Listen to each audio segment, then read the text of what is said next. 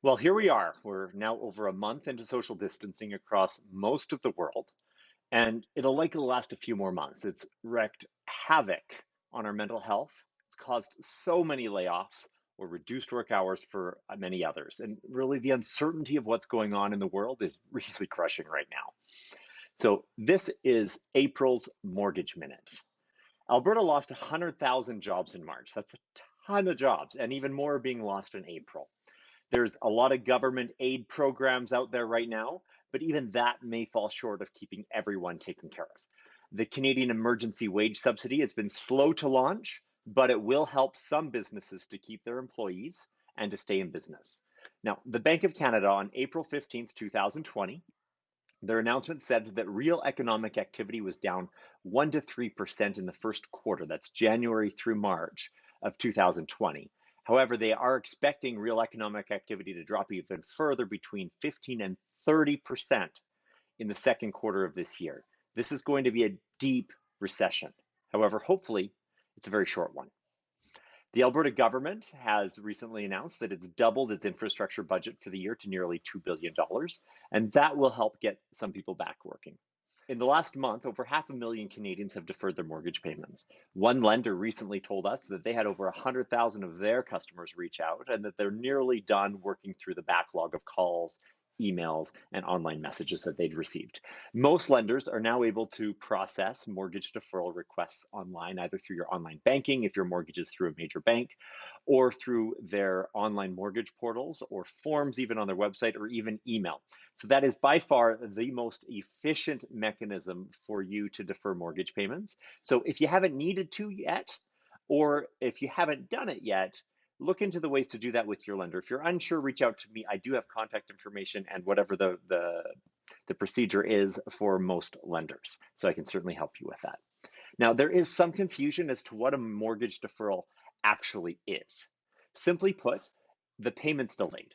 It doesn't mean that you're being forgiven interest. The interest is still charged each month, but instead of that interest being paid by you along with your normal mortgage payment, the bank or lender is adding it on top of your mortgage balance. So saying it a different way, they're actually lending you the money for the interest each month, and they're lending it to you at the same rate as your mortgage is, which is actually cheaper than most loans you would be able to get to make your own payments if you're trying to do it that way instead. So the mortgage balance that you have will be higher at the end of the deferral period than it was at the beginning, and it will be higher by the amount of interest that normally would have been paid over that same period. And then your mortgage amortization will continue as normal. Of course, another question that I'm hearing about a lot is mortgage rates. The money markets that provide money and liquidity for mortgage financing, they were hit too, along with everything else. The usual correlation between the Canada mortgage bonds and fixed mortgage rates, that broke down.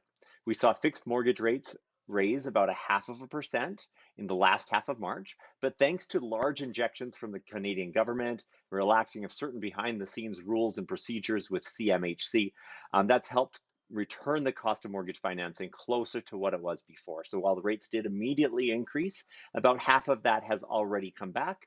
And it wouldn't surprise me that if in the next coming weeks, we see 2.49% 5-year fixed rate mortgages widely available again. Right now, we're a little ways away from that, but I expect we'll be seeing that in the next little while. So what that means is for those of you who have mortgage rates above 3%, if you're still employed, there might be an opportunity to replace the existing mortgage that you do have with a lower interest rate. A lot of people don't realize that that's something that many mortgages will allow you to do. So just reach out to me if you're unsure if you might qualify for that or if it might make sense for you. I'm certainly happy to help you figure that out. So ask me about that in the question box below if you're watching this on my website, or click on the link in the YouTube description to get to the same page on my website if you're watching this via YouTube. Homes are still being bought and sold. I had a client in the past week found a home and he got it for $35,000 below listing asking price. So that was fantastic. So if you've been thinking about buying a home in the coming months, I do expect that there's going to be some good deals.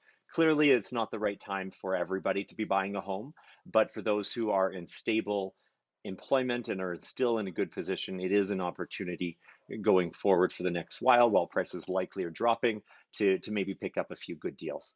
Some people still want to sell or need to sell. Builders have inventory that they need to unload. So price reductions have been happening. We're likely going to see a few more of those over the coming months. So if the right house comes along, ask me what it might look like for you. So, but most importantly, at the end of all of this, what really matters is that I hope you're doing well. I hope that you're still employed. I hope that you're still working. My heart breaks for those of you who aren't working. When I call people and they tell me I just got laid off, or this afternoon I had a friend text me saying I was laid off today, that it breaks my heart.